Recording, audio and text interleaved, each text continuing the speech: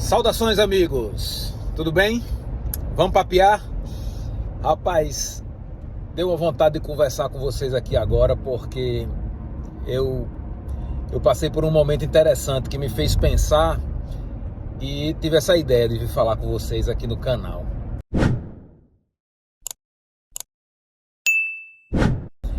Eu tenho uma pequena locadora de carros aqui em Orlando, na Flórida, e eu vim deixar uma pessoa que alugou um carro comigo, e eu vim deixar ele no aeroporto, fazer essa gentileza para um bom cliente.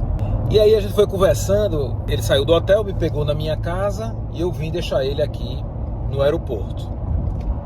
E aí a gente tava batendo um papo e ele dizendo o seguinte: rapaz, se eu precisar tomar um refrigerante agora aqui nesse aeroporto, eu não vou conseguir, porque eu gastei todos os dólares que eu trouxe e estourei todos os meus cartões de crédito.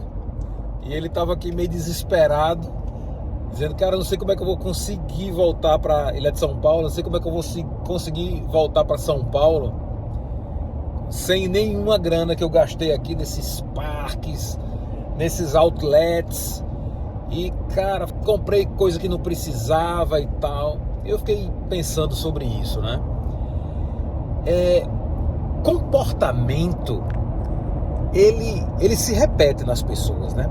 O comportamento, ele é o responsável por suas ações, que consequentemente é responsável também pelos seus resultados. Eu acho que isso também é uma deficiência na questão da educação financeira, entre aspas, o descontrole, né? A pessoa faz uma viagem sem o menor planejamento e aí, cara, gasta o que não pode às vezes, né? E o que não deve, e o que não estava pensando em gastar. Então, eu lembrei de falar com vocês isso. O importante é mudar o comportamento, é treinar o comportamento até que ele vire um hábito e você consiga se educar financeiramente, né? Então, para uma viagem que eu preciso me planejar, eu tenho que ter um orçamento que me diga quanto eu posso gastar nessa viagem e tenho que obedecer esse orçamento, porque senão ele vai furar. Assim como é o nosso salário mensal. Eu tenho que saber o que eu vou fazer com ele, porque senão certamente vai furar. E quase nunca fura para menos, né? Sempre fura para mais.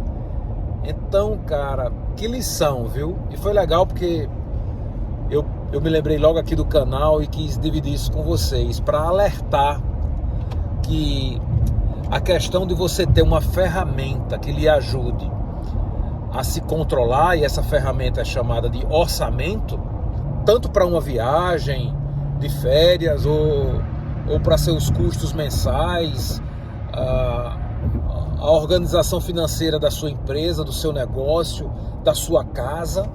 Isso tudo faz parte de uma educação financeira, né? Então, mais uma vez, uma sugestão para vocês, cara: treinem. Se for fazer uma viagem, treine, faça um orçamento, planeje antes.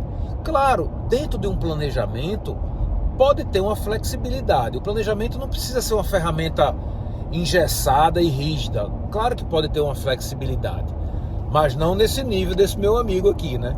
Que estava com medo de sem saber como é que ia chegar em casa, que não ia ter nenhum dinheiro para tomar uma Coca-Cola no aeroporto.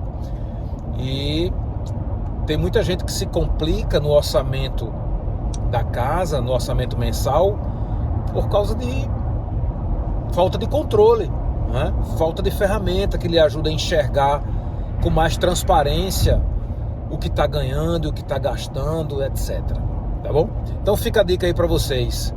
Uma boa oportunidade de treinar a educação financeira numa viagem, né? Eu adoro viajar e talvez o prazer tão grande que eu tenho de viajar é o prazer que eu tenho também de planejar e colocando esse planejamento em prática dia a dia na viagem. Eu sei que tem muita gente que gosta de viajar. Não, eu gosto de viajar sem plano nenhum, cada dia eu resolvo o que fazer, também é uma forma.